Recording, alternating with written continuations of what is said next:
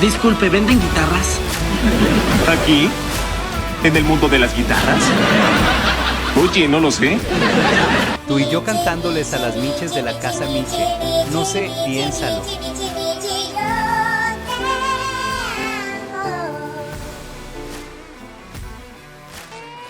Dos, por favor. Uno para mí y uno para mi mejor amigo. No te pregunté para quién era. Gracias. Aquí tiene. Solo son 59 centavos por los helados. Oh, está bien. Tengo tanto dinero ahora que no sé qué hacer con él. Bienvenidos sean todos a un episodio nuevo de Borde Interno, el podcast futbolero que se adentra precisamente en las historias de los protagonistas que componen este bello deporte, de los protagonistas que van forjando su propia historia. Y hoy vamos a hablar sobre fútbol femenino, vamos a hablar sobre una carrera que se ha ido desarrollando, sí, como todas, con mucha lucha, con todas esas historias que van componiendo precisamente ese camino de, en este caso, Jessica Jiménez Herrera, a quien le agradecemos mucho por el tiempo, por la espera también para grabar este episodio, por la disponibilidad y por supuesto por compartir un poco de tu vida, de tu historia.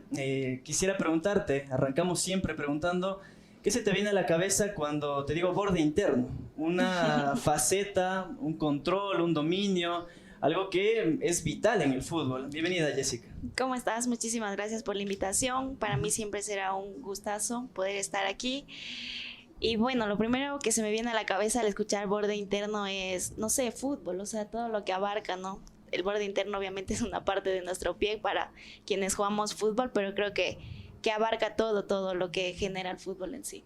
Y es lo que decíamos, el nombre se escogió precisamente porque el borde interno te da control, el borde interno te permite transportar, te permite pasar la pelota, incluso definir de mejor manera. Entonces el concepto de este nombre va por allí. Vamos a hablar mucho de fútbol, vamos a hablar de tu carrera, pero siempre lo hacemos de manera cronológica, porque nos gusta saber en qué momento Jessica decide vincularse con el fútbol, en qué recuerdo tienes, cuál es tu primer recuerdo que te lleva precisamente a recordar una jugada, un partido, una pelota. ¿Desde cuándo estás vinculada al fútbol, Jessica? Bueno, con el fútbol en realidad toda mi vida, porque todos mis hermanos, mis hermanas han estado jugando fútbol todo el tiempo. En realidad yo no empecé jugando fútbol, sino practicando otro deporte, pero ¿Cuál deporte? jugaba básquet en los interescolares y todo eso. Pero luego ya crecí un poco y con mi hermana fue quien ha sido una gran compañera a lo largo de todo lo que hemos hecho en el fútbol, y ella me incentiva un poquito a tomar este camino. ¿Y desde qué edad ya te involucras en algún equipo, en alguna selección interescolar, intercolegial, en algún torneo? ¿Desde qué edad ya lo empiezas a practicar como tal? Recuerdo que más o menos a los 8 años mi papá nos inscribió en una liga barrial que era de niños y niñas. Entonces yo recuerdo que no quería jugar, estaba ahí prácticamente obligada.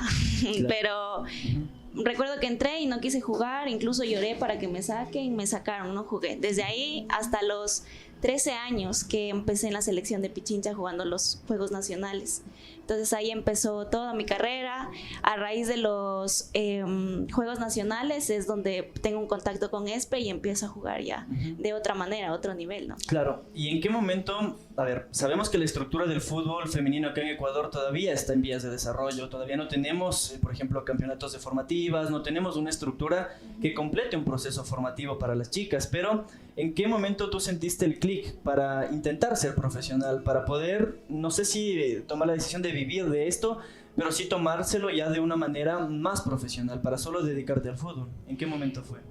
Una vez que ya juego el campeonato nacional, yo tenía 13 años, jugué la sub-14. Cuando ESPE tiene el primer contacto conmigo, es donde yo digo, o sea, puedo hacer algo más. O sea, hay algo más que la selección de Pichincha y los Juegos Nacionales, porque los Juegos Nacionales se daban solo en una época del año. Claro. No es un campeonato que sea largo. Entonces el momento que ESPE tiene contacto conmigo es como donde te motivas y dices, o sea, hay algo más.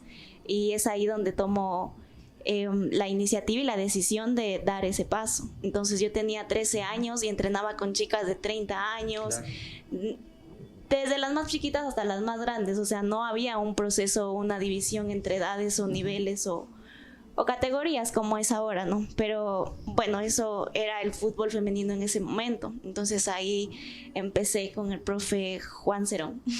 Y en ese momento, ¿cómo manejabas el tema de los estudios y el fútbol? ¿Es algo que les cuesta mucho a los futbolistas, que incluso el entorno del fútbol a veces no lo entiende como tal? Entrenamientos en la mañana, entrenamientos en la tarde, muchas veces doble jornadas, viajes. ¿Cómo ibas componiendo y desarrollando tu vida, configurándola a raíz del fútbol? ¿Cómo fue ese paso en esa edad? Bueno, como el fútbol femenino no tenía tanto impacto y no te exigían tantas cosas, no tenías un contrato y todas estas cosas, sí eran un poco flexibles. Claro. Pero por el mismo hecho de que sabían que todas las chicas obviamente estudiábamos en su mayoría, por no decir todas, obviamente los horarios de entreno se adaptaban al tiempo de la mayoría, que era, en ese caso en ESPE entrenábamos en la tarde, yo estudiaba en la mañana. Tenía compañeras que estudiaban en la tarde y entrenaban en la noche con el equipo de futsal masculino. Claro. Entonces era como que tú tenías que ver si tú ibas a un equipo, si los horarios se adaptaban a lo tuyo, no es que como que tú te adaptas a eso, tú ves la manera, obviamente, si tienes la posibilidad de adaptarte. Hay chicas que se cambiaban de colegio para estudiar en la mañana y así tienen las posibilidades, pero las que no, obviamente ya se te van cerrando puertas. Así es. Ajá, pero obviamente sí era súper difícil, súper cansado. Yo recuerdo que después del cole a veces ni comía, me iba a entrenar de una. Y era más que todo por el amor a ese deporte, o sea, el amor a lo que tú estabas haciendo, la manera en cómo el fútbol influye en ti y en tu vida. Entonces, de esa manera ya te vas acostumbrando. Luego ya vas creciendo y entré a la universidad, ya era algo normal en mí. O sea, llevar ese ritmo de vida era lo más normal. ¿Y cómo fue precisamente el contacto ya, digamos, con un equipo que entrenaba, sí, lo decías, es profesional, buscan desarrollarse ya de una manera profesional, pero todavía hay las limitantes económicas, muchas veces de los lugares de entrenamiento? ¿Cómo fue ya involucrarse en el entorno, digámoslo ya, del fútbol de alta competencia? El camerino, chicas que tú lo decías, con una diferencia y una brecha de edad bastante marcada. ¿Cómo fue ya ese contacto que tú tuviste?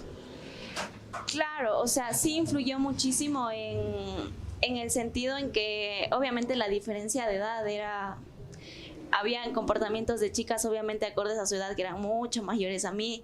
Yo tuve la fortuna de que a mi hermana también le gusta el fútbol, entonces una vez que yo voy a ESPE, la voy llevando a ella también. Entonces de alguna manera nos acompañábamos, nos ayudábamos. Y creo que eso fue lo que más me facilitó a mí dentro del fútbol, poder evolucionar de cierta manera.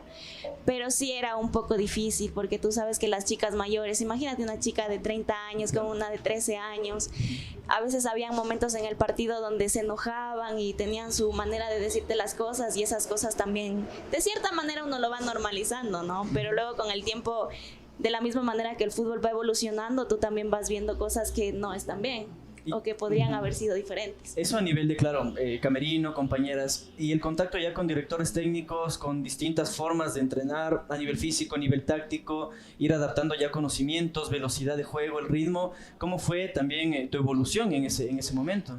Yo creo que en ese sentido era muy, muy pobre, por así decirlo, el conocimiento que te daban, porque no todos eran directores técnicos. Muchos de los técnicos que ahora, no sé, están en Superliga, en su mayoría son profesores de educación física. Entonces, es como que ahora Conmebol o Federación les exige cierta licencia para eso, que se deben preparar, que es ahora. Pero antes, yo hablándote unos 10 años atrás, o sea, era el entrenamiento súper diferente. Yo hace unos años recién como que empecé a ser consciente de mi entrenamiento y de la importancia que tiene, qué trabajas cada día, y qué debes hacer y qué no debes hacer cada día también, o antes de un partido.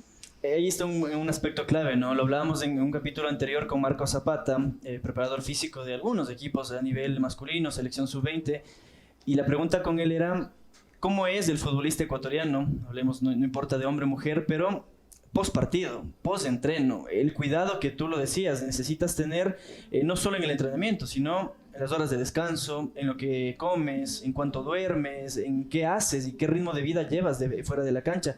¿Cómo era eso en tu etapa? ¿Cómo es eso en el fútbol femenino? Porque conocemos historias, y tú lo has dicho, chicas que estudian 12, 13 horas ininterrumpidas de estudios, de entrenos. ¿Cómo es eso también? El hecho de mantenerse, muchas veces te dicen, hay que comer bien, hay que dormir bien, pero tu ritmo de vida no te lo permite. ¿Cómo fue contigo? ¿Cómo fue en tu caso? Claro, obviamente en mi caso, por ejemplo, el descanso no era un descanso adecuado a que una deportista, entre comillas, de alto rendimiento debería tener. Claro. Porque obviamente yo iba a entrenar, a estudiar, luego iba a mi entreno y llegaba a mi casa en la noche a hacer tareas.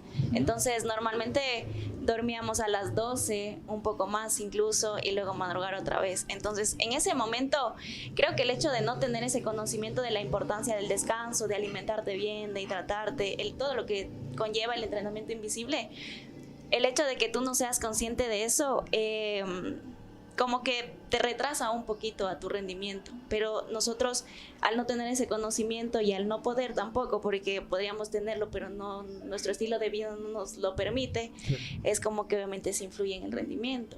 Y el tema, por ejemplo, de, no quiero nombres, no que lo digo, no, pero el tema de indisciplina, el tema de que siempre está no solo en ámbitos como el fútbol, está en cualquier profesión, periodistas, nosotros lo conocemos, es una cuestión de idiosincrasia del ecuatoriano, más bien, no de un sector como los futbolistas. Pero ¿con qué te encontrabas? ¿Veías casos? ¿O cómo está ese tema? Porque eso también marca la profesionalización del deporte como tal. Bueno, yo creo que influye muchísimo nuestra cultura también, ¿no? El cómo somos, nuestras costumbres.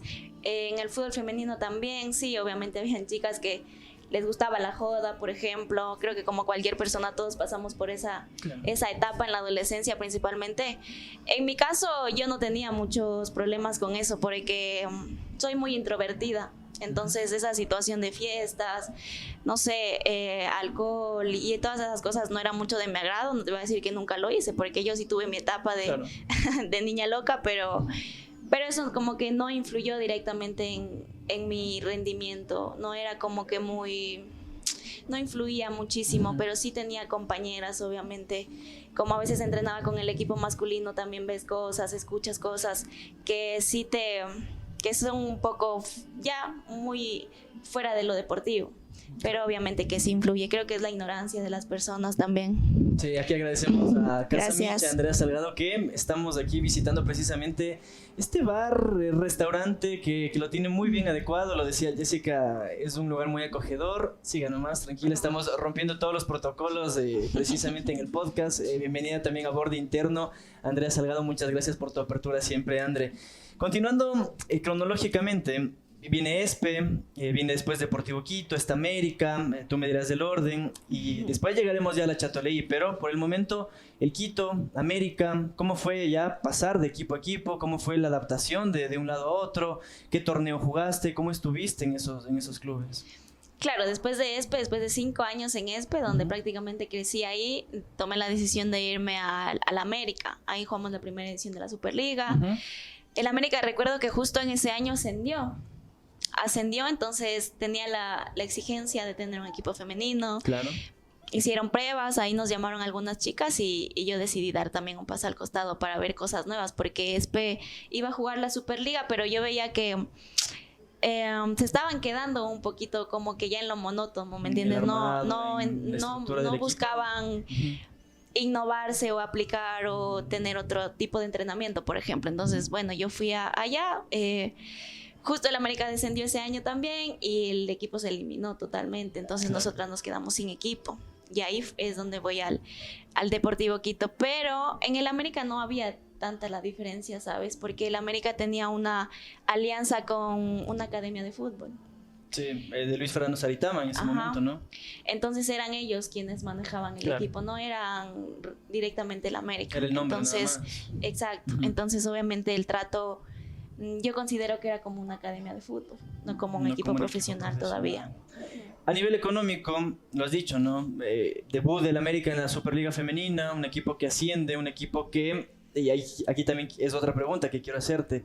El tema de que estén obligados los clubes no es una iniciativa que tal vez lo hubiesen tenido, lo hubiesen planificado, sino que es una exigencia para que su equipo masculino precisamente tenga esa facilidad de jugar. ¿Qué piensas sobre aquello? Sobre el tema de que ahora, igual, tenemos una Superliga constituida, no todos los equipos le prestan la misma atención, el mismo presupuesto, el mismo trato a sus jugadoras. ¿Qué piensas sobre eso?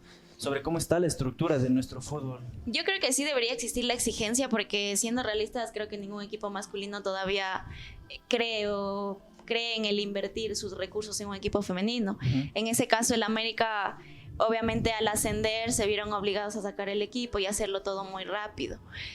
Pero hablando en general de los equipos, sí deberían tener una exigencia de tenerlo, pero deberían estar dentro de sus proyectos deportivos de cada año, de cada temporada, el tener un equipo femenino a mediano plazo, aunque sea. Si es que sus planes son ascender, por ejemplo, hablando desde Serie B a Serie A. Entonces, para que no les tome de sorpresa. Por ejemplo, ahorita lo mismo pasó con el Cumbayá, cuando ascendió. Su equipo femenino tuvo que jugar ascenso, pero les goleaban 15-0. Y eso le baja un montón el nivel al fútbol femenino. Claro. Entonces es como que todos los años que vamos evolucionando con ese tipo de cosas es dar un paso hacia atrás. Entonces creo que por ese lado sí deberían exigirles porque no lo van a hacer por su propia voluntad. Creo que son muy pocos los clubes que lo harían, pero sí deberían tenerlo ya en sus planes para ejecutarlo a un mediano plazo o largo plazo. A nivel económico, sabemos que a nivel del fútbol masculino se manejan cantidades de dinero de los cuales se puede vivir tranquilamente. Es decir, ya es una estructura, es una profesión bien pagada en algunos casos. La empresa privada también apoya. Exacto, en algunos casos, pero en el fútbol femenino, ¿cómo fue esto? En realidad todavía existen las historias de chicas, de madres que tienen que tener 2 trabajos o al menos uno más para poder sostenerse. ¿Se puede vivir del fútbol femenino acá en Ecuador? Yo creo que algunos casos, tal vez de ciertas chicas privilegiadas, sí, pero creo que en su mayoría no todavía. Hay muchas chicas que todavía su prioridad obviamente no es el fútbol, sino sus trabajos, obviamente, porque eso les da para poder vivir. Pero sí creo que van en un buen camino hacia eso. Creo que ahora la empresa privada también se está metiendo un poco más dentro de lo que es el fútbol y así también se va generando otro tipo de recursos también para las chicas, pero obviamente eso es una cosa, pero la realidad es totalmente diferente. No todas tienen un contrato profesional en su club, porque la federación, tengo entendido que solo les exige 7 contratos profesionales, los demás tal vez son aficionados, amateur, claro. Y obviamente de acuerdo a eso van bajando lo que vas ganando, tu sueldo. Entonces yo creo que sí son muy pocos los clubes que te pagan bien con un sueldo donde tú puedas sobrevivir al menos, y obviamente no se compara para nada con los sueldos del fútbol masculino, claro, ¿no? Obviamente es una estructura que ya está forjada en años también. Llega a Universidad Católica, ¿cómo fue ese contacto en un club que ha dado muestras que, claro, tiene mayor estabilidad, tiene una inversión de un grupo privado también fuerte a nivel masculino, a nivel femenino, sus formativas ahora vienen trabajando de buena forma? ¿Cómo fue ese contacto después de que ya estabas en América, pasaste lo decías, Deportivo Quito, América? ¿Cómo llega el contacto a Universidad Católica? ¿Qué sentiste? ¿Cómo fue esos primeros años en la Châteauneuf? Bueno, yo después de estar en el Quito, en ese tiempo, en el 2020, Católica, en el 2019 o 20 perdió categoría Católica. Entonces, me llama Verónica Marín y me dice que vaya a las... No me acuerdo si fue Verónica Marín o el preparador físico, el profe Oscar Alvarado, creo que profe Oscar, porque trabajé con él en el América. ¿Ya? Sí, me parece que fue por ahí. Y justo a Verónica también la conocí, entonces con la profe ya era un protocolo que era que tenías que presentarte a las pruebas. Me presenté a las pruebas, pasas las pruebas y te quedas en el equipo. Entonces ahí es donde pude ver un poquito de lo que era trabajar ya con un club profesional, porque, bueno, Católica, desde que estábamos jugando ascenso, nos daban las instalaciones, incluso entrenábamos en la cancha de primera veces y ya teníamos otro tipo de recursos también por el cual pudimos trabajar muchísimo mejor. ¿Sientes que ahí desarrollaste el tema fútbol a nivel de comprensión mucho más en lo táctico, tal vez en tu posición? ¿Cómo lo ibas manejando? ¿Cómo también fue tu desarrollo personal ya en un equipo de... Sabes que en el Quito ya empecé a ser un poquito más consciente, pero me informaba por mí misma. A mí me gusta mucho el fútbol. Yo estoy viendo fútbol todo el tiempo. Entonces, obviamente yo sabía, pero es súper diferente lo que tú ves a lo que ya tú tienes que practicar o ponerlo en práctica dentro de la cancha. Pero con Verónica es una persona que sabe muchísimo de fútbol, mucho. Entonces ella nos explicaba cada actividad, el objetivo de cada actividad. Entonces tú empiezas a ser un poco más consciente. Incluso ella nos mandaba deberes.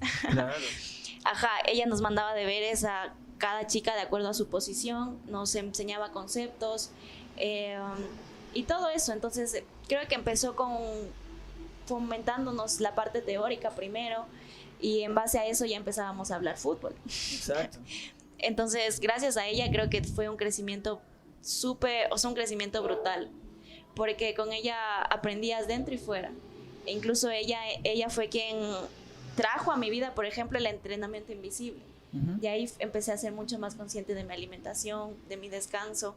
Ya con la U también en mis horarios tenía la posibilidad de adaptarme a eso. Entonces era mucho, mucho mejor. Incluso ya, bueno, en cuanto a lo económico era normal, como lo que venía en otros clubes, pero era mucho más ventajoso el hecho de que tú aprendías y crecías con el fútbol. Futbolísticamente, tú lo decías, ya cuidaban otros aspectos, a nivel táctico, a nivel concepto.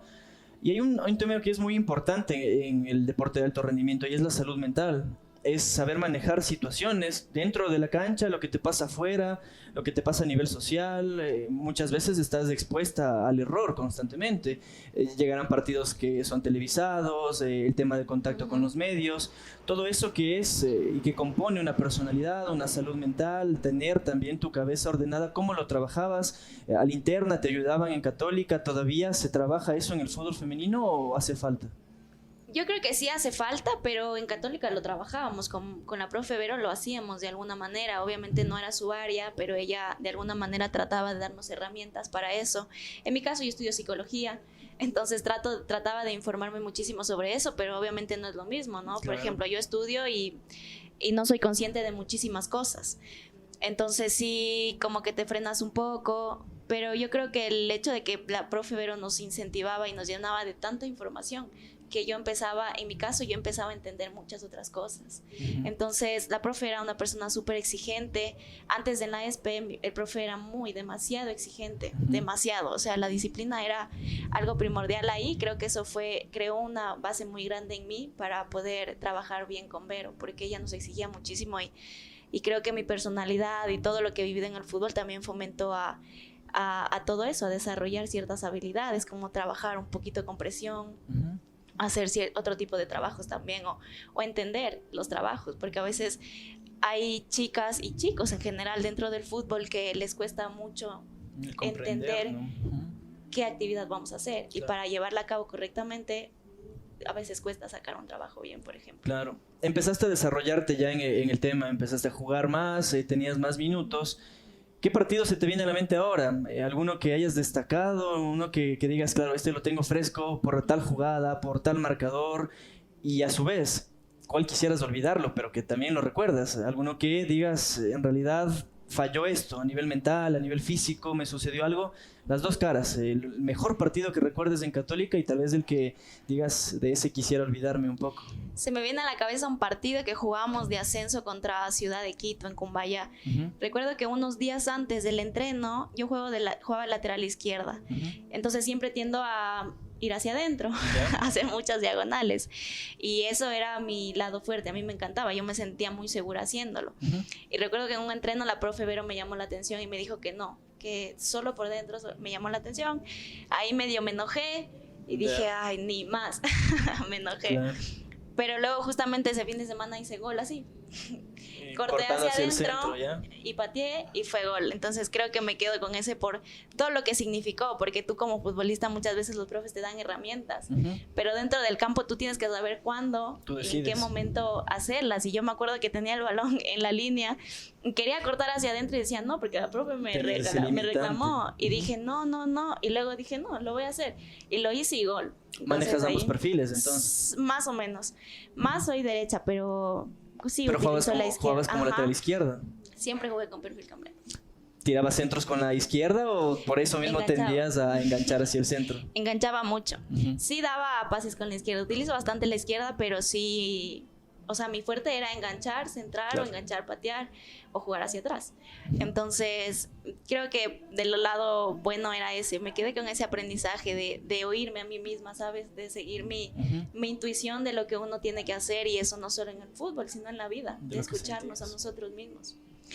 El partido que quieras olvidarlo, uno que digas en realidad no me fue bien por tal razón, me pasó algo días previos, tal vez esa semana no me entrené bien, por alguna razón que lo identifiques ahora ya, nos pasa mucho en la vida, ¿no? Tú dices, este partido fue malo, pero ya identificas por qué me fue mal. ¿Alguno que lo recuerdes? Sabes que recuerdo que fue la semifinal del ascenso. Yo tiendo mucho a contracturarme el sóleo. Entonces como que tengo mala pisada y un poco de pie plano y al final del año el campeonato de ascenso fue muy muy desgastante y al final del año empecé a contracturarme. Y recuerdo que era la semifinal, íbamos perdiendo 1-0 y teníamos que remontar. Entonces ya en el calentamiento me molestó. Entonces es un dolor tan fuerte que no puedo caminar. Y yo siempre me he caracterizado por una persona muy entregada. Entonces yo quería jugar, nadie se quiere perder esos partidos. Obviamente. Pero obviamente estaba el equipo por delante, entonces en el calentamiento me empezó a doler, no podía ni caminar. Y la profe me dijo, Jess, juega lo que tú puedas. Si tienes que jugar 5 minutos, yo te hago el cambio, pero juega los 5 minutos. Este es un espaldarazo de confianza, ¿no? Claro, sí. Y yo dije, bueno, lo voy a hacer. Jugué 20 minutos y no podía y me tocó salir. Creo que eso es algo que a mí me marcó muchísimo porque es algo que he llevado siempre, ¿me entiendes? Cuando me cargo, ya tengo ese dolor y no puedo.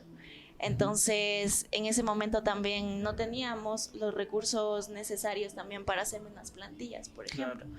E incluso el tipo de zapato influye mucho porque el zapato es para un pie de hombre. Entonces influye muchísimo eso. Yo me cuidaba bastante, pero a veces no es suficiente eso también, ¿no? Entonces creo que ese partido ganamos, remontamos y ahí fue cuando ascendimos, pero sí me hubiera gustado jugar más. Jugar mucho más. ¿Qué significa tu hermana? Dayana, ¿cierto? Su nombre. ¿Qué significa dentro del fútbol? Claro, a nivel familiar puedes describirla un montón, pero dentro del fútbol, ¿qué significa para ti? Cuando tú lo decías, arrancaste, te fue inculcando ese tema, pero ahora que ya lo visualizas, dices, en realidad, Dayana significa esto en mi carrera. Es un apoyo, ha sido ella un apoyo fundamental.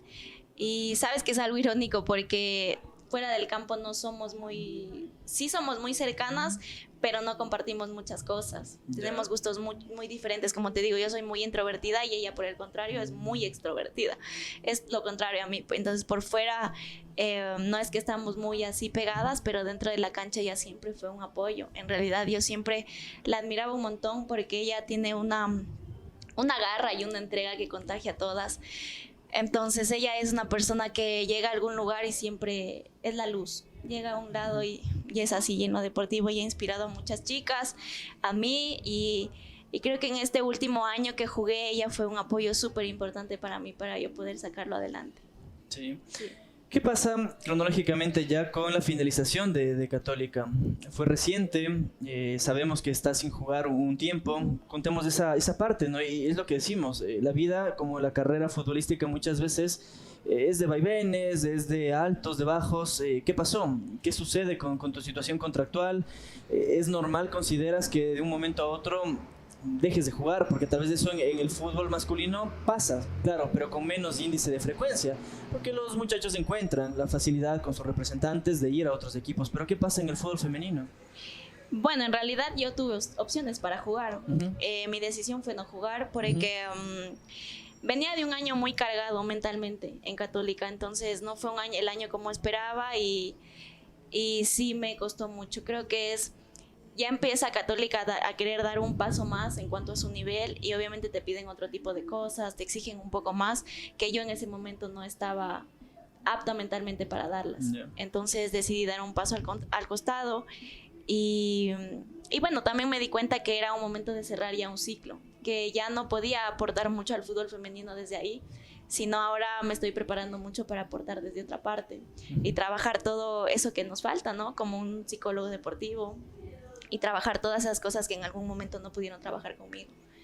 ¿Tus planes entonces no son retomar en el 2024 el fútbol como tal? ¿Ya lo estás viendo desde otras áreas? Ajá, hasta el momento no. Me gustaría ya empezar a poner en práctica lo que estoy estudiando y empezar a hacer otras cosas, pero hasta el momento he decidido no volver al fútbol. Siento que el fútbol las personas que jugamos fútbol somos muy reemplazables. Entonces los deportistas somos como muy desechables. Entonces, si tú no quieres, te botan y ya, o te vas a otro equipo y ya, y a veces hay personas que les cuesta mucho salir de eso, como a mí, y en realidad, más allá de que no me querían renovar o no, era el hecho de que yo ya no me sentía bien jugando fútbol, o sea, yo ya no me identificaba como futbolista. Claro. Entonces, obviamente, mi objetivo fue terminar el año, terminar mi contrato, y creo que fue una decisión de la cual no me arrepiento. He podido encontrar mi tranquilidad otra vez. Y como te digo, sí me gustaría aportar al fútbol femenino ya desde otro lado. Más o menos ya lo abordabas a la siguiente pregunta que te voy a hacer, pero ¿consideras que el fútbol es ingrato? Es decir, ha pasado muchas historias acá, igual que nos han contado. Amigos que crees que son amigos dentro del fútbol, profes, gente de confianza que tú las consideras, pero en un momento tú ya lo decías, se rompe, te desechan. ¿Crees que el fútbol y el ambiente del fútbol a la interna, no lo que vemos nosotros por fuera, los periodistas, los hinchas, sino a la interna, ¿crees que es ingrato el fútbol?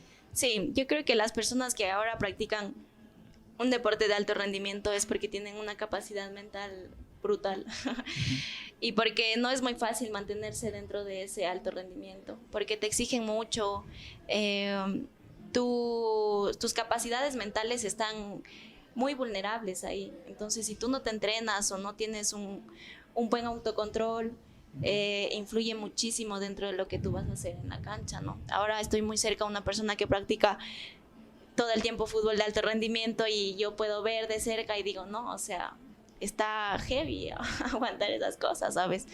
Y ya son temas como que de dinero, de exigencias, entrenadores, compañeros. Entonces creo que el fútbol también es mucho de intereses, muy egoísta en cierto momento. Cada jugador a veces pone sus intereses por encima de todo el equipo, profesores. Y o sea, no te lo hablo en un caso específico, sino de lo que, como te dije en un principio, yo veo fútbol todo el tiempo y he estado cerca del fútbol todo el tiempo. Pero sí considero que es muy ingrato. Nosotros como deportistas somos muy, muy desechables. Si tú no sirves un año, no sirves medio año, te mandan. Y en el masculino es muy diferente porque creo que ellos también en base a su necesidad, porque viven de eso, se aguantan ciertas cosas también. Y ahora veo chicas que también lo hacen. En mi caso, por ejemplo, yo dije, no, ¿por qué voy a ponerme mal si yo estudio y voy a tener mi profesión y voy a trabajar de otra cosa y voy a comer de otra cosa? Pero sé también que hay chicas que no tienen esa opción y tienen que agachar la cabeza y seguir. Y hay otras chicas que ni siquiera se dan cuenta que algo está mal y lo normalizan, y es tan normal, por ejemplo, que un entrenador te grite, te insulte, lo normalizan tanto. Y ahora yo veo, y a veces me voy a ver el fútbol y veo cómo profesores siguen gritando y digo, no, o sea, eso no me identifica, no me representa, y no quisiera estar en un lugar así. ¿Qué concepto tienes de Ana Rueda, por ejemplo, la última entrenadora de la Universidad Católica, profesional que también ha estado en muchas áreas, que está desarrollando? ¿Qué concepto te deja ella? ¿Lo pudiste conocer? ¿La conoces del fútbol? ¿Tienes algún concepto sobre ella? Sí, la profe es una persona que ama el fútbol de una manera impresionante. Es una persona muy, muy humana, ¿sabes? Ella trata de siempre, se preocupa por todas sus jugadoras. En momentos hablé con ella y sí es una persona súper que te llega de cierta manera. Como te digo, sabe muchísimo de fútbol y ahora veo que le está yendo mucho mejor. Como te digo, Católica ya está dando otro paso más hacia el fútbol y eso es súper bueno. Ya veo que tiene chicas con quien puede trabajar mucho mejor y puede alcanzar también otro tipo de objetivos. En algún momento me revisaba tu historial fotográfico en redes. Llegó un microciclo, algo de la selección ecuatoriana de fútbol. Eso cronológicamente se nos escapaba. ¿Cómo fue? Cuéntanos de esa experiencia, la sensación, ¿no?, que se te debe haber generado en ese momento. Mi primer microciclo fue a los 17 años para una sub-20. Y obviamente es el sueño que todo futbolista quiere tener, ¿no? ¿Cómo fue ese contacto? Te dijeron, estás convocada para un microciclo. ¿Cómo te llamaron? Sí, no, ellos se pasa? contactan con el profe Juan Carlos. Ya. Ellos les llega como club la convocatoria y de ahí el profe me lo hizo saber. Y ¿Fue de ahí un entrenamiento? después de un partido. Después de un partido. De todas las chicas me dijo, ahí fuimos 3 chicas de ESPE, recuerdo. Pero súper chévere, la experiencia es brutal, obviamente ya es otro nivel, el trato es otro nivel y ya es, y de la misma manera es la exigencia. Pero sabes que yo nunca me sentí parte de... ¿Por qué? O sea, es que te digo, o sea, jugar fútbol requiere de que te alejes de todos, de vivirlo muy solo, creo. No sé cómo ponerlo en palabras, pero yo amé, obviamente, y me sentía muy orgullosa de estar en la selección porque no cualquiera lo puede hacer. Pero no me sentía así, como que decía, ay, otra vez entrenar, así. Prefería, por ejemplo, hacer otras cosas. Entonces, el fútbol, yo creo que es más que todo porque yo nunca lo vi como algo que me iba a dar de comer. Entonces, es mi pasión, el fútbol. Yo amo el fútbol, pero como una pasión. Y creo que por eso tomé esa decisión también, porque yo no lo veo como un trabajo. Yo no lo veo como un estilo de vida o como algo que quiero hacer toda mi vida. Entonces eso también me lleva a tomar mi decisión y decir, yo me veo trabajando en el área de la psicología y de eso sí amo y quisiera hacerlo toda mi vida, pero el fútbol lo disfruto un montón como una pasión, ya no como un trabajo. Cuando empezó a ser como un negocio, ya no me gustó porque dije, esto no quiero para mi vida esto. Precisamente, ¿cuál es el sueño ahora de Jessica? ¿En dónde te ves? ¿En dónde te visualizas? De aquí a corto, mediano y largo plazo. Bueno, ahorita mi objetivo es terminar, me faltan 2 semestres de psicología y luego poder especializarme en lo que es psicología del deporte y empezar a trabajar dentro de un club, ayudando a todas las personas que lo necesiten. ¿Tienes amigos en el fútbol? ¿Pudiste dentro de esta carrera hacer en realidad amigos? ¿Se puede contar con amigos dentro del fútbol o en realidad, lo decías, son conocidos, es gente del medio?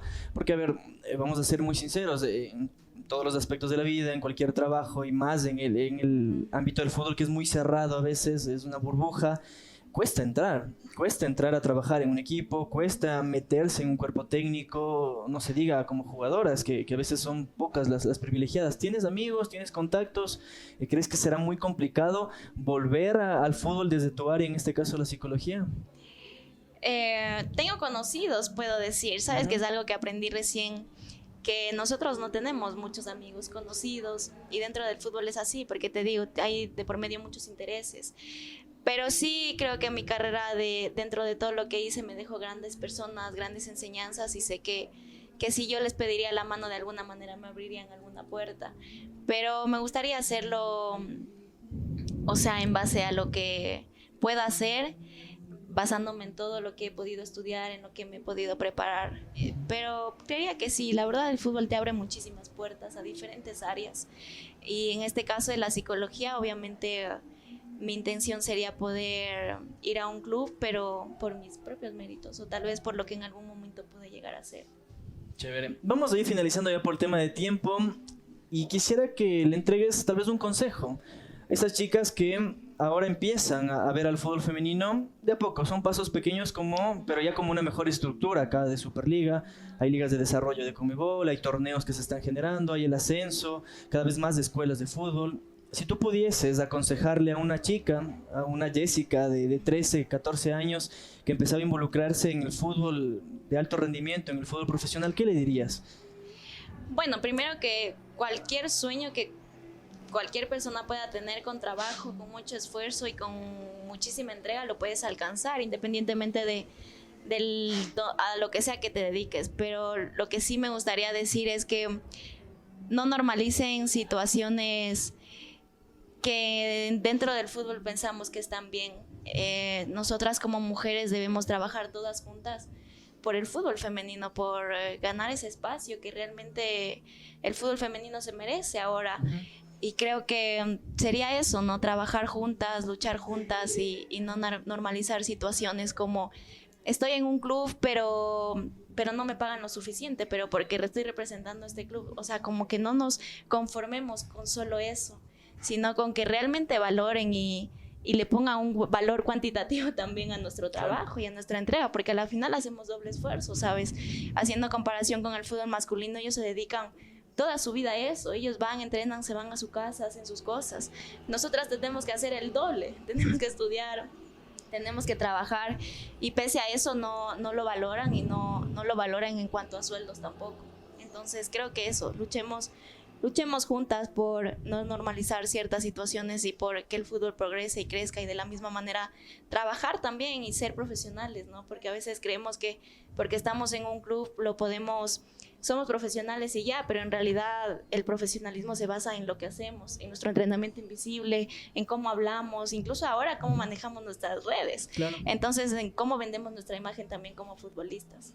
¿Consideras que el fútbol femenino, en este caso ecuatoriano, todavía está envuelto en un tema de machismo o que todavía hay una brecha muy larga de distancia, no solo salarial, sino, lo decías, Sí. el trato, el mismo interés, los medios de comunicación transmitiendo un partido, a veces ni transmitiéndolo? ¿Todavía consideras que hay una brecha muy, muy amplia? Sí, de hecho hay muchísimo que trabajar en diferentes áreas, medios de comunicación, en todos los recursos económicos, en dónde entrenan, incluso a dónde juegan.